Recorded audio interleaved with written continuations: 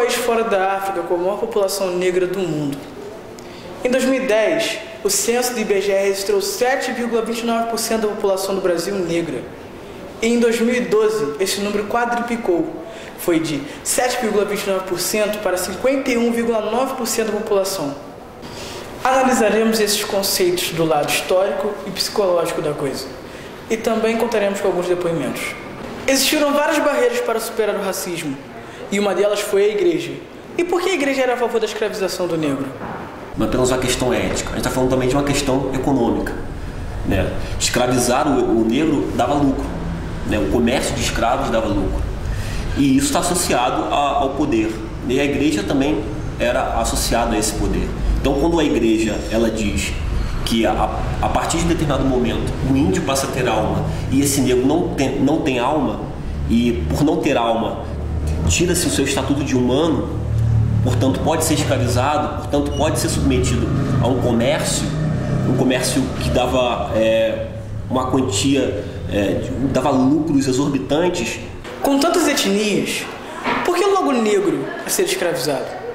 O racismo no Brasil está associado a um passado colonial, imperial, de escravidão, onde se tinha a prática da escravidão, e logo depois uma república que não pensa políticas compensatórias para esse negro, políticas de inclusão desse recém-liberto na sociedade brasileira. Então se você pensar que o Brasil tem 500 anos como Brasil, e quase 400 anos desses 500 anos foram submetidos à prática da escravidão, né? E logo depois, quando esses negros são libertos, você não tem, ainda hoje eles estão lutando por políticas compensatórias ou políticas que incluam esses negros na sociedade brasileira, aí você poderia encontrar uma forte explicação para o racismo predominante contra o negro no Brasil. Quais as sequelas de uma criança que sofre com preconceito? As sequelas do racismo, as sequelas da violência, as sequelas da opressão, são muitas, né? Principalmente quando o indivíduo, negro, perde toda a potencialidade de ser. As sequelas, na verdade, são evidentes no sistema. Você olha hoje a questão do grupo carcerário, né? São negros. Você vê o grupo hoje que mais sofre com a questão da discriminação em relação diretamente à população. Os negros estão dentro da questão carcerária, a maior parte do trabalho servil está voltado à população negra, as domésticas, a maior parte que você vê é negra.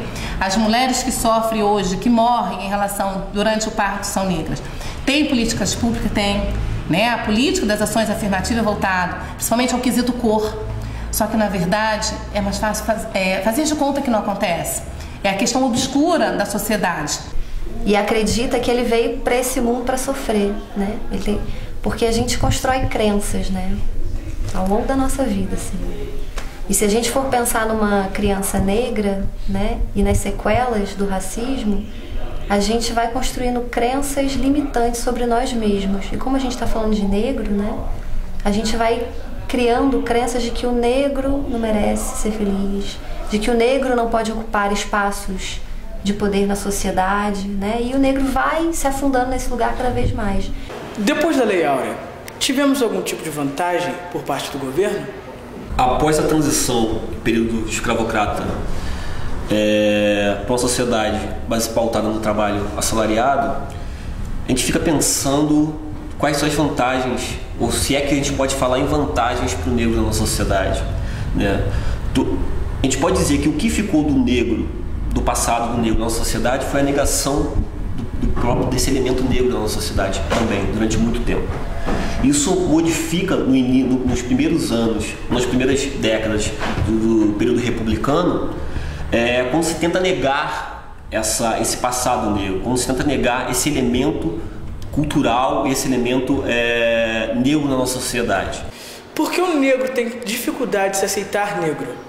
Por muito tempo, você observava onde as pessoas se chamavam de morenas, marrom bombom, chocolate. Hoje você encontra na sociedade onde as pessoas se assumem como negros. E essa vem a questão do empoderamento. O sistema social, quando ele impôs a questão da miscigenação, foi uma forma de camuflar que o Brasil era negro. Mas uma questão social, uma questão econômica, foi a questão do pardo que surge, temos na questão da nossa certidão de nascimento. E isso se perpetuou por séculos e séculos. Então, onde o negro, muitas vezes, ele não se assumia como negro, ele assumia como moreninho e pardo. Hoje, com a questão das políticas públicas, a questão do empoderamento e a força do movimento negro, hoje você vê o negro se assumindo como negro, sim. Né? Aí vem a questão da grande fala, eu sou negro com orgulho e eu quero resgatar a minha raiz. O próprio negro, às vezes, não se afirma negro, né? Até o negro tem dificuldade em se afirmar negro porque sabe que esse é um lugar extremamente opressor na sociedade, né? E como é que o negro vai se afirmar negro dentro desse espaço limitado social, né? E aí o que a gente precisa, e o que todos nós precisamos no fundo, né? É de uma resistência, é se afirmar do modo que se é, independente do lugar que nos colocam. Então o negro, assim, o negro e todas as pessoas que de alguma forma destoam, o índio, né, o homoafetivo, eles precisam de alguma forma serem resistentes, lutarem contra toda essa opressão que sofrem no dia a dia. Então eles precisam criar esse lugar interno para criar uma estrutura que seja combativa. E só as pessoas se afirmando do modo que são é que de alguma forma a revolução acontece. Como o racismo é implementado no ser humano? Então, a gente parte do princípio de que essa ideia de implementação parece que tem algo de fora invadindo algo de dentro, né? E se a gente for parar para pensar na produção de subjetividades, há uma produção do racismo na sociedade, né? E nos seres humanos de forma geral. Como? Através das várias influências, né, e dos vários mecanismos de controle na nossa sociedade. Quais são os nossos mecanismos de controle na sociedade, né? É a escola, é a igreja, é o trabalho, são as prisões, né? Então, principalmente a igreja, né? A igreja é um símbolo de poder muito grande, né? Então, assim, através desses mecanismos de controle social, a gente vai se produzindo de uma determinada forma, para que essa forma, de algum modo, se ajuste a um modo social. Adriana, o que te inspirou a liderar o movimento Beleza Negra em favor dos negros na luta contra o preconceito? O movimento Beleza Negra, ele surgiu a partir de uma experiência de vida. Fui uma criança que sofri a discriminação na pele. Estudava numa escola onde eu era a única menina negra daquela escola. E as aulas de história eram aquelas aulas que eu não gostava, né? E hoje professora de história. Então foi a partir dali que eu comecei a ver que a situação do negro era uma situação que me incomodava muito. Apesar de eu gostar da questão da história do negro, mas era algo que me incomodava pela forma pela qual era passada. Na adolescência, tive contato com um grande mestre. E esse mestre começou a me dar material onde eu comecei a me empoderar. E foi a partir dali que começam minhas lutas sociais. Onde, diante de um grupo de jovens de classe média alta, eu pude falar sobre o papel do negro. E a partir dali comecei a ser aceita. Começa ali o empoderamento da Adriana Rangel, que estou aqui. Mais ou menos em 2011, eu fui chamada a participar de um movimento chamado União dos Negros de Petrópolis. E comecei a conhecer mais sobre a questão do negro na sociedade. No outro ano, eu vi a necessidade de criar um movimento Beleza Negra direcionado para jovens e direcionado para mulheres, que são aquelas que mais sofrem a questão da discriminação racial. Qual a força da mulher negra na sociedade atual? Falar na mulher, né? Quando você fala na questão da mulher, de acordo com as políticas públicas, foi um tempo muito longo de empoderamento. Quando eu falo da questão da mulher negra, eu estou falando de uma questão de gênero e uma questão racial. A mulher negra, hoje, ela tem uma ascensão, né, muito lenta, mas tem uma ascensão social.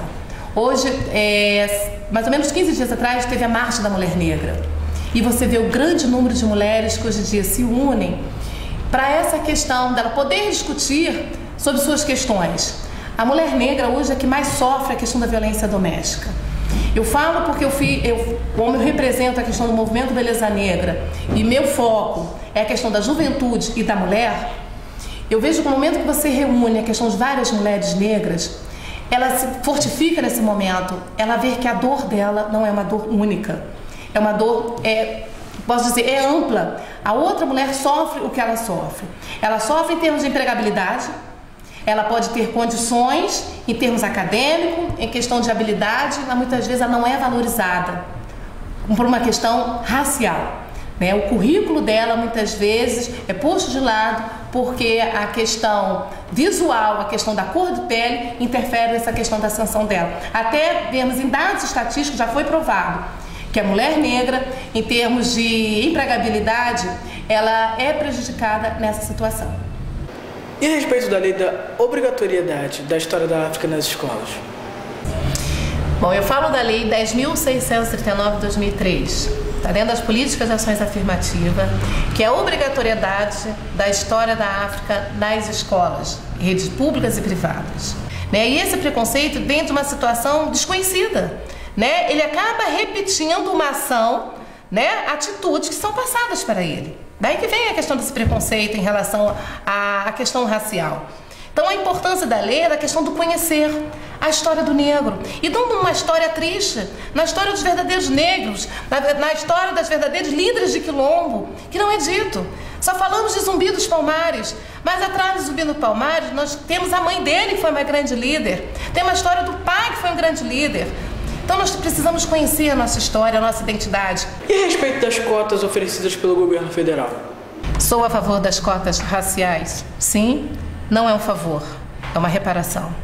É uma dívida do país com a população negra que tanto prestou para esse país e presta até hoje. O que acontece? Muitas das vezes a pessoa é negra para assumir uma cota, mas ele não é negro para se assumir na sociedade. O que precisamos é de um sistema onde vem investigar, na verdade, quem é essa população que está assumindo esses cargos, né, junto aos concursos públicos, junto às promotorias. É necessária uma investigação, um trabalho sério nesse sentido, mas sou a favor das cotas, sim. Porque o que nós víamos era o chamado curso branco. Quando que você ia ver a questão de um médico negro? Quando que você ia ver a questão de um dentista negro? Se você for procurar, a maioria das vezes você não encontra. E quando tem, esse paciente chega e com certeza não vai ter um olhar para esse médico, para esse dentista, como se fosse, no caso, um médico branco ou um dentista branco. Sou a favor, sim, das cotas.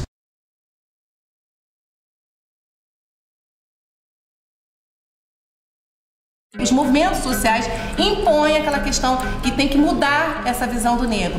Mas, na maioria das vezes, você vê o negro na questão marginalizada relacionada a essa questão da mídia. E o que influencia? Porque o padrão, na verdade, do que você tem que ver para a criança poder ter o seu modelo, você não encontra.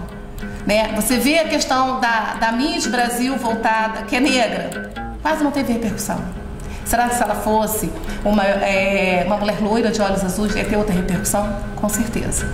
Se a gente for pensar que a mídia é um desses mecanismos, né, de controle, de produção de sujeitos, né, ela está aí justamente para produzir sujeitos dóceis, né, com corpos dóceis para o sistema, né. E aí, de alguma forma, todos os programas, novelas, filmes, a mídia de forma geral, ela tem um papel, né, fundamental na produção desses indivíduos para a manutenção do status quo, né? E aí o racismo ele é propagado através da novela, através dos filmes, né? Que coloca sempre o negro como uma pessoa submissa, né? O empregado, o motorista, né? O manobrista. E aí de alguma forma a gente vai se produzindo dessa maneira, né? E a gente acredita que de fato o negro está aí para cumprir sua função social, que é essa. Tudo que sai desses moldes de alguma forma é visto como, opa, isso não. E o negro sai completamente desses moldes, né? O negro destoa, isso que é bonito no negro também, né? A gente precisa saber destoar também das coisas, né? Foram os próprios negros organizados em ação na sociedade, se mobilizando e conseguiram alguns avanços. Precisa se avançar muito mais. Né? Se você for pensar nas ações, nas ações afirmativas, em algumas políticas de inclusão que existem hoje, estão sendo pautadas, colocadas em práticas hoje, tudo isso foi fruto de uma luta do movimento negro. Mas ainda assim, existem várias forças contrárias que questionam essas políticas, essas ações afirmativas. Se eu for pensar, vou fazer uma pesquisa entre aqueles que são a favor das cotas da universidade, você ainda vai ter um grande número de pessoas que vai questionar a questão, o fato dessas pessoas terem cotas para entrar na universidade. porque não encaram isso como uma política compensatória dos 400, quase 400 anos em que os antepassados dessas pessoas foram submetidos à escravidão. Eu preciso saber o resgate da minha história, da minha raiz. Na verdade, nós brasileiros, né, nós temos um pouquinho de cada um. Nós temos lá na questão dos americanos, nós temos a questão dos indígenas, a questão da nossa população negra, que na verdade nós não sabemos, na verdade, a nossa própria história, né? E o sistema faz com que a gente não conheça. No momento que eu começar a conhecer a minha história, nós vamos ter uma população mais empoderada. A nossa população negra não vai aceitar tanto a situação de um racismo velado que é passado pelo sistema.